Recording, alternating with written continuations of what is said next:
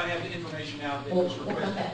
And that was, we had the number slightly wrong. It is actually from House District 138, 136, since we moved to Williamson County. But 138 is currently held by Tony Bowles. So Republicans. Is that still the same? Let's vote on Brad, and then we'll come back, and we haven't called that question yet. So let's vote on Brad, get that done. Are we ready to vote on Brad Walker for Judge of the criminal court at law number 10? Just to say a few words. I think Brad is very bold to run as a criminal defense lawyer in a local race, and I commend him for doing that. I've seen him come into the criminal courthouse, and I told him that we need more local lawyers to run for judge, and I'm glad that we have at least one in Harris County that's doing that. So I'm giving a special recognition to him.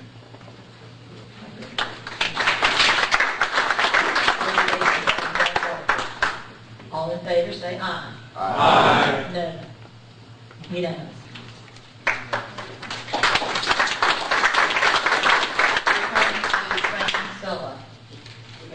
Okay, I see those are two nominated, James Stanton. I did. I did. I do?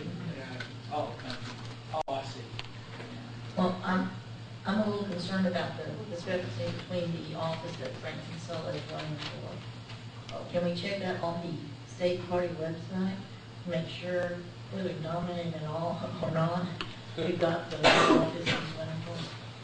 Point of information, I assume that he must have applied to be nominated somewhere. Yes. And if you apply to be nominated, you don't even care enough to send a representative to the meetings. I mean, you've got to wonder how serious the candidate really is. And once again, kind of like the aforementioned one, you're nominating someone you know nothing about.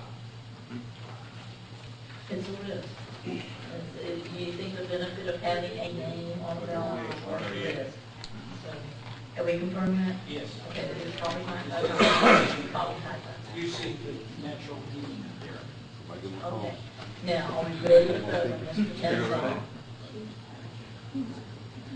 All in favor of Mr. Kinsella, vote aye. All, none of the above. Aye. I think none of the above has it. Well, that concludes our nomination of candidates, but let me say, had we missed anybody? Were you sitting here waiting to have your nomination ruled on and we overlooked you? I don't think so, but once we move on, once we adjourn this convention, that die is cast. So I guess if we ever overlook someone, it was someone who wasn't here, they'd probably get noted anyway. All right, we're moving on to bylaws. At the table, we have both the current rules or bylaws of Harris County and the proposed new ones. It's difficult to do line by line because it's rewritten. So it's either one or the other. Let me tell you the three big things that I want to see changed in the rules. Yes, For information, in the new bylaws, there's a typo of B1. is this a proposed one? Proposed bylaw. Okay. Could you say what that is? Yes, it says the person voting up in the determination here, B1, this is the eligible defined by 3A, above 3, 2, Okay. We make note of that and we'll correct that. I'll put that as a correction. With the secretary. Just mark it on your Did anybody else notice any typos or clerical errors, numbering errors, anything like that? Well, here's the reasons why, the three big changes. The existing bylaws was very deferential to the state party. It said that our officers do these things and whatever the state party tells them. And that if we want to sanction or expel a member, we have to go to the state party and things like that. So no, we're autonomous here. Whatever business we need to conduct, we need to conduct it here. And there was another problem with if that office of chair is vacated for any reason, the rest of the executive committee couldn't fill that vacancy. It was the vice chair who just assumed that. And I said, no, they need to repopulate, have the ability to repopulate that. And so that was another thing. And those were the two big issues, the reason we changed it. But I think we did make it tighter and more elegant, more readable. And it is now, it was a different thing from all the other county chair bylaws that I had read. And this is more in the vein of what I've seen with some of the other better county bylaws. Another thing that was different is that we have, in the event that our state chair ever appoints a county chair, which is not likely to happen in Harris County, that we totally go unorganized and have an appointment from the state chair to get us up and running. But in that event, then we said that we can then hold an election and elect our own chairs. Once we get reorganized, then we take control ourselves and we can elect the appointed chair if we want, or anybody else. It's our own destiny. So those are several things that I thought we really needed to do. But if we become unorganized, which I don't think is happening, but wouldn't then the bylaws be not in action if there is no one to enact them? I would say that even without that change, that it is just the chair that disappears. We're still not unorganized. We have an executive committee, but that has been rumored, that has been discussed in ways that didn't make me feel comfortable.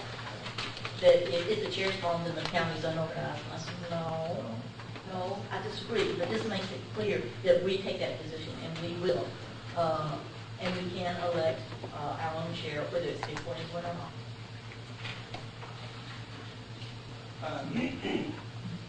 You had a technical suggestion for this document? Yes, Is that and I accepted it. Okay, good. I haven't made It's a clerical.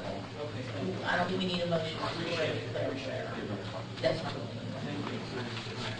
we need. Ms. Simpson, Yeah, is this where we're asking questions about the rules? discussing it. Okay. On Article 4, the meetings and the notifications, can we get something specific in there that it must be, because there's lots of, it just says website, meetup group, email list, Facebook page, or U.S. mail. There is no, it will be, the notifications will be here at this time so many days before. I think there needs to be, if it is a website, then the website needs to be listed. If it's the meetup group, then Oh, the instead of the website, you say the Hero Living Party? yes, a specific website, and which one? Because there's all of them say or, and so I know at my place I don't necessarily get mail. So if you send it through the mail, maybe it should say and. Well, Maybe it that's an should awful be. lot of work. Well, you have a secretary. It's not an awful lot of work to make sure that people are aware of the meetings. I think that's the part of one of the problems previously was that there was not much notification given. So I would say the specific website, the specific meetup group, the email list, and the Facebook page, and via U.S. mail. Or if you want to drop out the U.S. mail, whatever, nobody uses that anymore. But Well, I would say, actually, some do. okay, I move we okay. abolish U.S. mail. But at the very minimum, I think if you're trying to grow the party, you need to make it mandatory that the notifications of meetings are posted in all of these places within a specific length of time. I would say that the modification adds more possibilities. It didn't have, it had a few, like two or three, and we just added for Facebook. And I- Wait, what's on there? I would say that the word may is also a problem, that it should Yeah. actually say will. Yeah, there you go. Point of order. Or bust. Point of order. I'd like to hear a motion if we're going to do this. Motion to amend article. I'd like to have a second on Yeah. that. But we need to, before we have discussion, we need a motion. That's the point of order. Motion has been made. What is the motion? Okay, I'd like to entertain a motion to accept these proposed changes.